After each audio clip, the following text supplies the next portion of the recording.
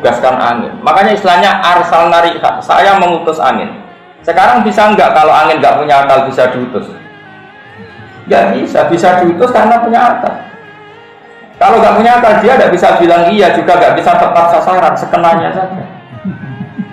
Wong nabi, wong kafir mau kajak sekian gitu. Kalau anginnya enggak punya mikir kan sekenanya saja. Tapi mesti tepat sasaran karena bisa mikir. Makanya sampean tuh saya yakin, yang ngaji saya di sini itu jarang yang jadi wali, karena dengan alam itu musuhan. Bumi ramantel bek kue, kue darani di akal, bumi barang raja akal, lu mantau, ngomong darani raja akal, lu mantau. Padahal jangan kira bumi yang kita injek itu tidak bisa mikir-mikir. Kitab spesialis tarikh ini paling terkenal itu jenis sirohnya Ibnu Ishaq. Terus Ibnu Ishaq itu ngarang sekitar tahun 600 nomor betul tahun pokoknya beliau itu seangkatannya dengan Imam Malik. Terus di Sarai jenenge Ibnu Hisham, tapi Ibnu Hisham sing ahli sirah, betul Ibnu Hisham sing arah muli labib. Terus badan itu diperadal-peradal kalian yang kebumen, tapi asli Arab jenenge Umar Jabbar itu Umar Jabbar. Terus kalau cerita sidik, sama nak ngaji tarikh ini apa kulason? Terus yakin sekarang ini sih. Umar Abdul Jabbar, ini tiang Mekah, ini Menteri Pendidikan Mekah. Menteri Pendidikan Mekah, tiang ini Sunni. Wonten revolusi Wahabi ini melayani tembus di Indonesia, semakin nang kebumen. Nah, kalau saya ngaroi kok katut bahasa ngapak kayak kiai surah. Ini jelas berita tembus di kebumen. Terus beliau nulis Mabadi Fikiyah jilid 1, jilid 2 yang tentang apa? Oke, terus ngarang tarikh Khulasan Nurul Yakin jilid 1, jilid 2. Dan itu indukan kitab tarikh, niku jenenge kitab Sirahnya Ibnu Ishaq. Sinten? Sirahnya Ibnu Ishaq. Terus era-era 300 sampai 400 tahun kemudian disarai kalian Ibnu Hisham, tapi buatan Ibnu Hisham yang ada kitab Milabib. Niku nak sampean maca tarikh niku, tarikhnya Ibnu Ishaq. Niku maca Quran niku koyok kowe iku aktor sejarah. Entah saking keramatnya yang ngarang tadi mana itu. Kalau nulis itu luar biasa ini sudah Ibnu Ishaq. Itu rivalnya Imam Malik dalam keulamaan. Di situ nekuni ahli hadis, di situ nekuni ahli sirah. Kalau cerita sedikit tentang beberapa contoh yang diceritakan Ibnu Ishaq dalam perang Khandaq. Mimpin wong pancen angel tenan. Jadi kalau nabi itu kan nubuah. Nubuah itu melihat hidup ya biasa, mati ya biasa. Karena ketika kita hidup ya biadillah, ketika kita mati juga biadillah. Hidup ya di tangan Allah, kita tidak bisa ngelola roh kita, nyawa kita. Mati ya di tangan Allah, jadi ya biasa saja. Gue misalnya darah iso urip pun nak ngirup oksigen. Terus gue kayak janggal nak wong kuburan iso urip. Nah cara wong sing parang pangeran eskalon iku ya janggal wae. Lemah iso maca tasbih, watu iso maca tasbih, wit iso maca tasbih. Bedane apa kowe lemah nek sampean? Bedane nak lemah iso bodoni gitu. Tidak seperti itu. Di mata Allah itu sama saja. Kalau bolak-balik ngaji tentang cerita, oke nak kepengen jadi wali, para pangeran. Ya bayang aku itu jadi Nabi Adam.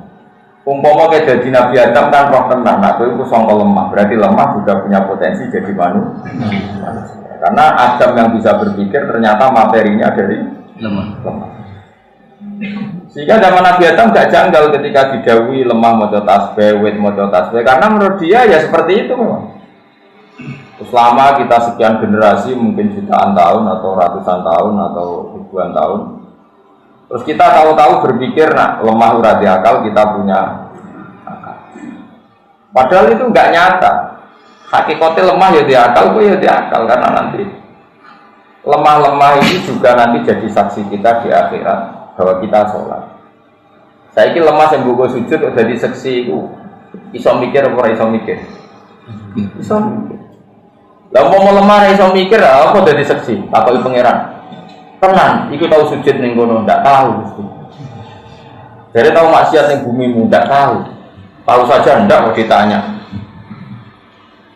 Makanya iman itu harus dipandu ulama, karena kalau menurut ulama tempat yang kamu pakai sujud nanti jadi saksi di akhirat, tempat yang kamu pakai maksiat juga nanti saksi kamu apa? Di akhirat.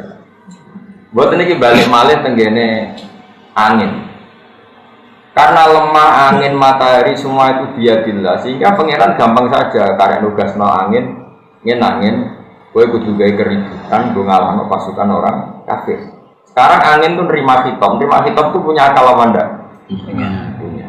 Makanya ngaji ke ulama gendong itu sekarang. Makanya ketika Allah sumastawa ila sama iwahiyya dukhon faqala laha wal ardi ya tauhan aw karha qalata ataina toi. Ketika Allah merampungkan semua ciptaannya, Allah bilang ke langit dan bumi, kamu harus taat ke saya, baik secara baik-baik atau dipaksa. Jadi bumi ke langit itu kira-kira antara ngaraiso ataina toh ini sekarang nurut gusti orang nurut lah yang mesti kalah itu atau menisan nurut orang nurut lah yang mesti kalah. Sehingga ciri khas para wali itu adalah bisa dialog dengan barang-barang yang mati menurut kita, kayak lemah, kayak pohon, kayak. Jika Rasulullah nanti ngendikan gini, saya masih ingat batu di Mekah yang uluk salam ke saya ketika awal-awal saya jadi nabi. Jadi nabi pertama jadi nabi pulang dari Gua Hira itu beberapa batu dan pohon itu uluk salam. Terus lagi ya selamat Anda jadi nabi baru. Ya, kira-kira seperti itu. Itu nabi masih. Nah, kalau orang sekarang enggak. Orang sekarang itu kesuwen bodoh, kesuwen materialistik, kesuwen terdikte oleh yang di depannya. Seakan-akan kita saja yang punya akal, kita saja yang hebat, kita saja yang menentukan segalanya. Lupa kalau bumi itu ya mangkel sama kita karena kita sering maksiat. Lupa kalau alam ini merespon kita secara buruk karena kita sering maksiat. Resikonya adalah kalau sampai cara iman begini terus, nanti kamu itu nggak iman sama kudratullah. Padahal di Quran jelas ada ayat begini, ketika orang-orang fasik itu meninggal, orang-orang kafir meninggal, istilahnya Quran apa? Fama bakat alaihimus sama'u wal ardu wa ma kanu mundurin. Itu kematian yang tidak ditangisi langit dan tidak ditangisi oleh bumi. Jadi ini silsilah pikiran para ulama yang benar-benar warasatul anbiya. Jadi semua alam ini berpikir, sehingga ketika wong iku mati kok ning donyane ra ono gunane fasik tok nangis juga simpati langit. Mati karo urip yo karo jenenge fama bakat alihimus sama wal ardu wa ma kanu mundurin. Ini kematian yang tidak ditangisi langit juga tidak ditangisi napa bumi. Mbone rumah. Nanti sama akan paham perang Khandaq setelah penjelasannya. Singkat cerita, karena Salman Al-Farisi apapun hebatnya adalah manusia, terus dia bilang gini, ya Rasulullah, kita ini orang Persia, kalau perang musuh yang nggak bisa ditandingi kita bikin Khandaq, semacam parit yang ukurannya kuda terbaik nggak bisa menculot, panah tercepat nggak bisa ngelangkai, kira-kira sudah lemah tekanannya, bikinlah Khandaq. Dan Nabi karena beliau dikuatkan oleh alam tadi, oleh langit, oleh bumi, oleh angin, Nabi itu gak mikir. Makanya Nabi itu umi ora iso mikir, ya ora kersa mikir. Tapi Nabi menghormati pendapat.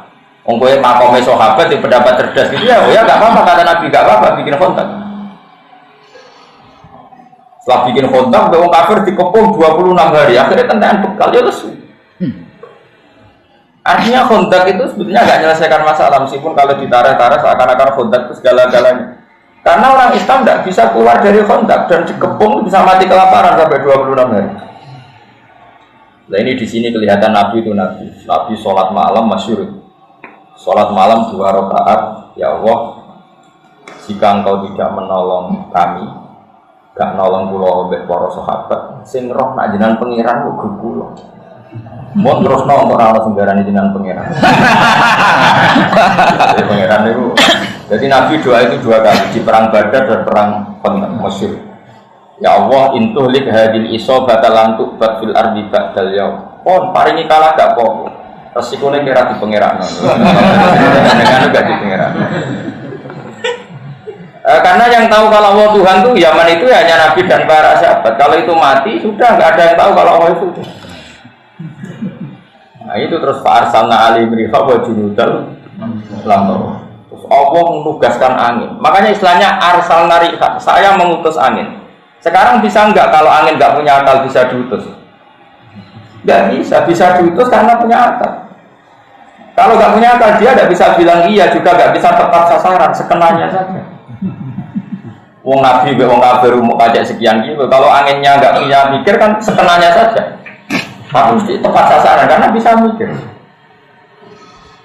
Makanya sampean itu saya yakin, yang ngaji saya di sini itu jarang yang jadi wali, karena dengan alam itu musuhan. Bumi ramantel bek kue, kue darani di akal, bumi barang raja akal, lu mantel, kamu darani raja akal, lu mantel. Padahal jangan kira bumi yang kita injek itu tidak bisa mikir-mikir. Pitik sembel yang mikir. Mungkin kematian pitik ini lebih mengguncangkan arah timbang matimu, karena ini maca tasbih kamu tidak baca. Nah, makanya saya setuju yang halal itu pitik, karena roda berdigasan, mencolot sana, mencolot sini. Itu pernah ada seorang nabi itu karena dicopot apa itu semut, semut itu bahasa Indonesia, ya semut. Itu dicopot semut, dibakar sama nabi itu Allah tersinggung. Total tak ummatan tusabbih, kamu membunuh umat yang membaca. Jadi makanya ini tak wari jadi wali kok sidik. Karena wali itu juga ada KPU-nya, ada pendaftarannya. Oh iya, wali itu resmi, nggak bisa kamu jadi wali mentang-mentang neng kamar, rambutmu gondrong, terus ibu-ibu atau waktu wali, dukun gitu nggak. Dan bisa wali itu ada timnya, ada yang ACC, ada yang makanya ada Sultanul Aulia, ada rajanya, ada ketuanya. Makanya masyhur di mana kemana ke, ono wali anyaran melete terbang, dia nggak ngerti nak ngisor ono ketuane, ono Sabdul Qadir masyhur di mana ceblok. Ditanya ya Sabdul Qadir kenapa orang ini ceblok? Dia ini pemuda anyaran jadi wali so terbang, nggak ngerti ngisor ono ketua, makanya tak berani. Karena sembrono dia terbang nggak lihat-lihat. Iya nggak lihat ketua. Kalau terbangnya di sini aman. Wali itu ada ACC-nya, nggak bisa sembarang orang jadi wali, harus ada yang daftar. Makanya layak riful wali, kalau yang tahu wali ya wali, karena tahu ini di listnya ada. Tapi ya saya usah daftar. Demenisin maksudnya, nggak usah daftar wali. Sudah gini-gini sudah bagus, sudah ada ini sudah bagus. Dan ini saya cerita biar saya nanti kalau ketemu Allah itu sudah tidak kena hisab, karena sudah saya jelaskan ilmu Quran yang saya bisa. Di antara ilmu Quran yang mungkin orang lain tidak tahu, tapi ahli Quran tahu semua seluruh dunia adalah Quran nggak pernah nganggap alam ini mati. Semua alam itu bisa punya rasa. Makanya Quran ngendikan wa in min syai'in illa yusabbihu bihamdihi walakin la tafqahuna tasbihah. Sesuatu yang di seluruh alam raya ini semuanya baca tasbih, tapi kamu tidak paham cara bertasbih mereka. Lucunya kita sebagai ustadz, sebagai kiai sering cerita Allah menugaskan angin, lalu angin ini menghancurkan pasukan orang kafir. Sekarang logikanya gampang, menugaskan dan tugasnya selesai secara baik dan sempurna. Lalu kamu menstatuskan angin ini tidak punya akal.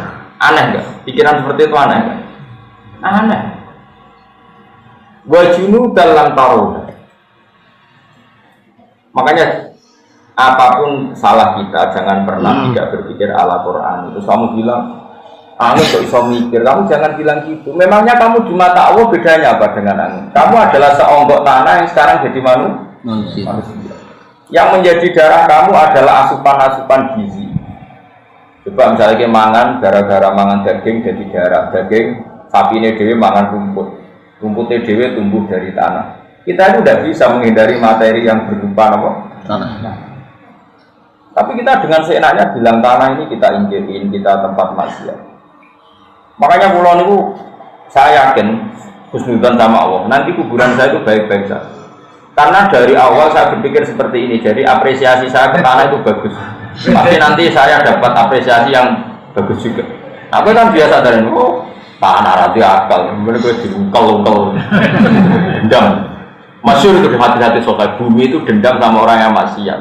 Awas di zaman ini bumi enak yang maksiat. Saya kecekel aku itu prakas. Wasa saja Allah kalau sebenarnya jajal. Jadi, nah Kita harus berlatih berpikir begitu terus. Supaya satu jadi wali yang gampang. Dua melihat sunnatullah itu menjadi mudah. Nanti melihat sunnatullah itu menjadi mudah. Contoh gampang sunnatullah lebih mudah itu begini. Dulu misalnya ada orang besar meninggal, entah ada alamat alam, entah itu gempa, entah angin ribut. Mulai dulu ya seperti itu. Karena alam ini merespon. Orang kuno di sana, orang prahara, misalnya lintang gugur. Tapi sekarang itu jadi ilmu perdukunan seperti itu. Karena saya ngomong gak wali, akhirnya jadi dukun. Segera percaya intelektual tapi rawali, akhirnya sekenanya saja kalau membalas pikiran-pikiran seperti itu. Ini kembali ke perang sendal. Nabi itu Umi itu gak perso mikir, ya sudah. Setelah 26 hari di Nabi sholat 2 rakaat. Filai latin barito sangat-sangat dingin. Saking dinginnya Nabi memanggil satu sahabat itu nggak ada yang berani datang. Saking dinginnya, sudah dingin dikepung orang kafir. Tapi Nabi santai aja tetap sholat. Di antara selanya berdoa tadi. Ketika doa hanya sekian menit, nggak sampai jam.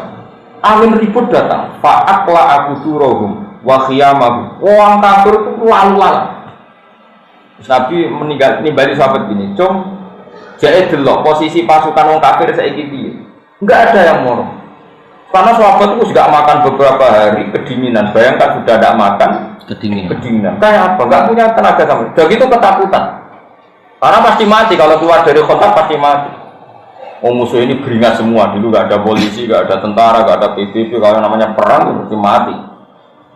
Karena enggak ada yang nurut. Padahal sing nyelok kanjeng Nabi ora ono sing nurut. Jadi kan dia tahu rak dituruti sahabat. Ya kiai rak dituruti santri kok bingung. Kan kira rak dituruti. Betul dong sapa sing gelem sampai 3 kali. Akhirnya Nabi terus ngundang nyebut nama. Hudzaifah Jairene. Karena Nabi menyebut nama, mau tidak mau dia akhirnya ya berangkat untuk disebut. Jadi Hudzaifah Jairene. Cara Nabi ada punya asal sahabat, akulah ya ratani. Mari jenengku disebut. Jadi kenangannya dia apa? Panggil gara-gara namanya apa? Disebut. Kalau enggak dia juga rencananya enggak ikut. Jadi sahabat. Karena dia disebut maka dia tanya. Terus ada apa ya Rasulullah? Jadi cek pasukan wong kafir posisinya dia. Tapi kamu nggak boleh melakukan tindakan apapun, apalagi membunuh. Saya ulang lagi, kamu nggak boleh melakukan tindakan apapun, apalagi membunuh. Artinya itu menjadi fikih bahwa ketemu orang kafir harbi pun tidak selalu perintahnya itu membunuh. Itu jelas di hati kita. Mana ngaji, benar terlalu ke ekstremis. Setelah di pasukan orang kafir itu, upah itu semua. Bahkan orang kafir itu nggak tahu apa yang dipegang. Termasuk ada orang kafir yang ketuanya di Sufyan itu megang Hudzaifah. Ya fulan, ayo gue pergi. Jadi Hudzaifah. Saat itu momen yang tepat saya bunuh ketuanya orang itu. Andai kan Rasulullah tidak ngendikan kamu tidak boleh melakukan apapun. Sejak deh, ambil semua Abu Sufyan. Waktu itu bener-bener kuat coba. Setelah kata balo, terus orang dijak mire gak mau. Abu Sufyan bilang gini, saya ini ketua kalian, kalau kamu gak mau mire, saya dulu yang mire. Ini sudah ada benar, perang ini sudah ada benar, ini ada kekuatan langit, terus gak mungkin kita teruskan. Mulai Abu Sufyan. Mulai terus, liane mulai. Setelah liane mulai, Hudzaifah datang, matur. Ketika tahu Hudzaifah datang, Rasulullah itu beliau pakai serban, pakai kemul, bukan serban, kemul. Nabi itu kalau serbanan sekenanya, jadi kalau kemul tidur dipakai, enggak kayak dia sekarang harus maca berpenampilan cari yang warnanya gini. Nabi sekenanya saja. Makanya kalau di Fathul Mu'in ada keterangan sholat itu disunatkan pakai rida. Kalau nggak ketemu rida ya tampar, enggak apa-apa. Karena ulama dulu itu adanya ikhlas nggak penampilan. Kalau sekarang mana mau? Sama cari di Mu'in orang sunat pakai rida. Kalau enggak cukup tampar. Jadi pakai rafia ya nggak apa-apa. Tapi jangan kedap ya, mau dipakai aja. Itu dulu orang masih sadar itu, karena memang dulu itu nggak ada penampilan. Kalau sekarang kan penampilan, kombinasi dengan jasnya, kalau di podium posisi harus begini, kalau khutbah begini. Itu bos sunat, yang kayak raro. Pokoknya kalau dulu nggak ada. Nabi biasa sholat pakai kisah, kemul biasa. Bahkan kata siapa itu Abdul bin Mas'ud, dia menangi Nabi itu sholat sarungan, terus diikatkan di gulunya. Sarung tok satu, nggak punya baju. Sarung tok satu terus diikatkan di gulunya. Kayak orang-orang tua dulu. Itu biasa. Jadi Abdul bin Mas'ud itu pernah datang ke masjid. Dia itu bawa serban, bawa imamah, dicap candal. Imamahnya di candal, serbannya di candal. Terus dia sholat di saubin wahid. Era tabiin, sahabat itu ada yang menangi tabiin dikomentari, kiai kok sholat gitu. Masyhur itu hadis itu di Bukhari sama Tika. Sabda bin Mas'ud marah-marah. Kue darani serban sunat itu perkara kelar tubuh. Keadaan sudah baik-baik saja di kelar tubuh serban, terus darani sholat itu kudu nganggo serban. Iku mergo sunat atau mergo kue kelar tubuh. Terus dia marah-marah. Aku zaman Nabi itu biasa sholat mau sarungan sitok diikat di gulu. Dulu gak berani kita bilang serban sunat, keadaannya seperti itu. Kue roh, sebagai aku sholat ini, gak tahu. Bermau bodoh kue roh sih, sikit sama serban. Kue dimaki-maki sama Abdul bin. Makanya ini pelajaran bagi kita. Kadang-kadang kita menyunatkan satu ibadahnya gak berdasar fakta, tapi berdasar selera. Sekarang orang rame-rame umroh karena kita hidup baik-baik saja, makanya kita menyunatkan umroh. Yang londo mungkin yang wajib yang mengusir londo tidak umroh. Oke, kita sepakat pakai serban itu sunat, tapi tidak sesunat menghidup-hidupkan ilmu. Karena tadi bahaya kalau ilmu ini mati, kemudian orang yakin serban itu wajib, sehingga yang sholat pakai hem dianggap batal, yang sholat pakai celana dianggap batal, yang sholat pakai pakaian alaiya dianggap batal. Makanya ulama itu selalu berkonstitusi jangan ada tradisi ijab malam yajib. Kalau tidak wajib ya selamanya tidak. Sehingga Abdul bin Mas'ud yang sahabat saja jarang pakai serban. Karena bu iling-ilingan nak serban itu syarat sah. Paham ya? Andai kan zaman itu sahabat pakai serban semua, tapi ya pakai semua karena dikira syarat. Tapi ya pakai semua. Kita pun pakai semua. Akhirnya bakul-bakul serbanan, tukang satpam serbanan. Nanti bedanya kiai Mbak itu. Jadi Pak Madura. Orang Mekah, orang Juban dicusup nyongkone kiai ini, bareng bandara kok Juban kabeh. Itu keren deh. Jadi mau anak tapi tenang, terus dileng nombor kancane sing Madura sing mondok Mekah suwi. Ning kene iku Juban kabeh, tapi ora mesti kiai sembrono. Oh iya. Pasti nglereni salamane. Nah ini saya teruskan ya supaya sampean jadi wali. Oh gampang, daftarnya gampang. Kroninan be aku lah kok. Aku wali ora ono kroni. Fa arsalna alaihim riha wajin dalam itu Nabi sholat di depan para sahabat yang kedinginan.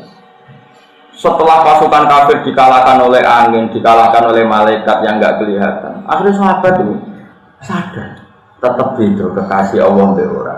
Ketika Salman Al-Farisi punya ide kontak, seakan-akan dia lebih cerdas ketimbang Rasulullah. Betapa brilian pikirannya Salman Al-Farisi. Seakan-akan Nabi ini Yunus Abu gak iso mikir, Salman iso mikir.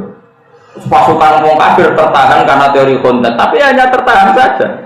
Setelah dikepung ya kelaparan dan mati. Nabi para pangeran Nabi itu mau mikir, mereka para pangeran. Buarang sahabat roh tenan Nabi sholat langsung angin teko. Jadi sahabat habis ini. Apa kita mikir rugi terus sahabat tuh hampir di dekat barang kita di pasar. Makanya pertanyaannya sekarang saya ini pasukan orang kafir itu mulai mergo kontrak sama mergo angin hubungannya ke jogeman gedeng wali sama ini reso mikir tapi para pengen gue loh mikir ekonomi tenanan, ambil uripku bahagia di bahagia, kemudian aku reso mikir tak aneh bahagia ya raro lo nanti kita kritik pakar metodologi sosiologi tak Gus, teorinya apa? Jadi aku bisa mengumpulkan orang banyak ngaji, aku reso mikir aku ahli sosiologi kan bisa mikir cara pidato menarik, metodologi menarik tapi dia ngumpul 10 yang ya padahal dia pakar sosiologi aku iso mikir ngumpul-ngumpul kotok, wong kritik. Jadi memang syaratnya wali ora iso mikir. Belum, ora iso mikir. Tak jamin dadi bodoh tenan. Itu cara otak. Wes sel-sel otaknya itu dibikin beda, reaksi tubuhnya juga dibikin beda. Nabi makanya Nabi disebut ummi itu keibu-ibuan, gak iso mikir Nabi. Tapi ora krono bodoh, saking pareke pengiran. Nabi santai.